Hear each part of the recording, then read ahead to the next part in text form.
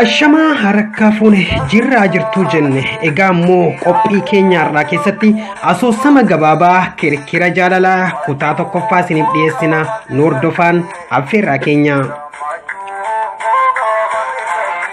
Asoosama gabaabaa kirkira jaalalaa kutaa tokkoffaa.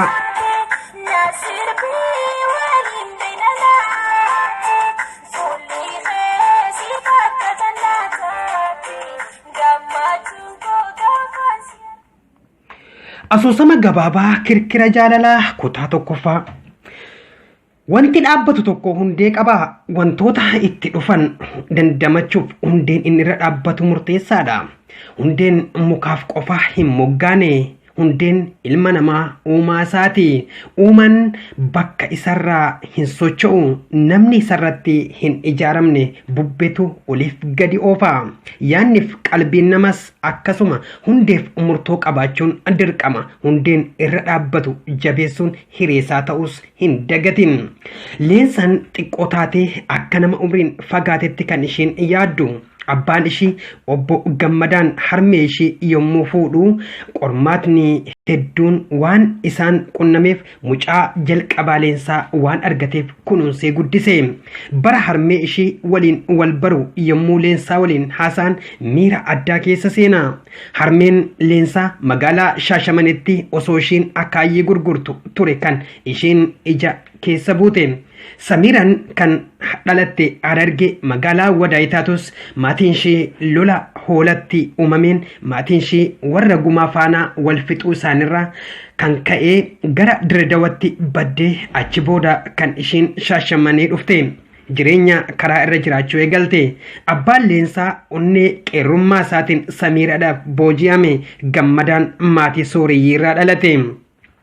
Goofaree isaa filatee shurrubbaa sirriitti suuqatee Samiiraa dubbise. Nama maatii ishee dhabeen fakkaattu yommuu seeqxu ofirraa buuteetti akaayee bitadhu ittiin jette.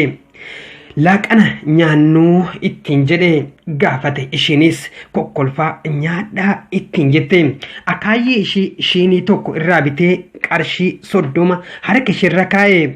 Yommuu sanatti qarshiin 30 waggaa sangaa cooma bitaa ture.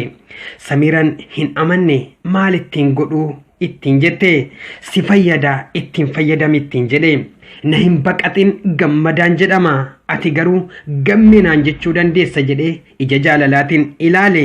Samiiraanis deebifte Samiiraa naan jedhe. Ati garuu Samoo naan jedhi naan jechuu dandeessa ittiin jette. Lamaan isaaniiyyuu keessa isaanii waan akka qabataa jiru itti beeksise. Bor asitti na eegi dhufeen si argattiin jedhe. Samoo jedhe. Samiiraanis deebiftee hayyee garuu akaayii lammata hin gurguru. Qarshiin ati naa kennite suuqii tokko naa bana. Beellama kee nan eega. Hayyee jettee addaan ba'an. Gammadaan ganama ka'ee dhagaa tokkorra taa'ee eegutti ka'e. Samiiraan mallaqicha keessa gadi lixoo bareedaa fi koongoo gurraattii suuraa billaachaa qabu uffattee waan addaa taatee dhufte. Abbaan Gammadaa mucaa akaayee gurgurtu faana ilma isaa yommuu argu nan salphadhee jedhe.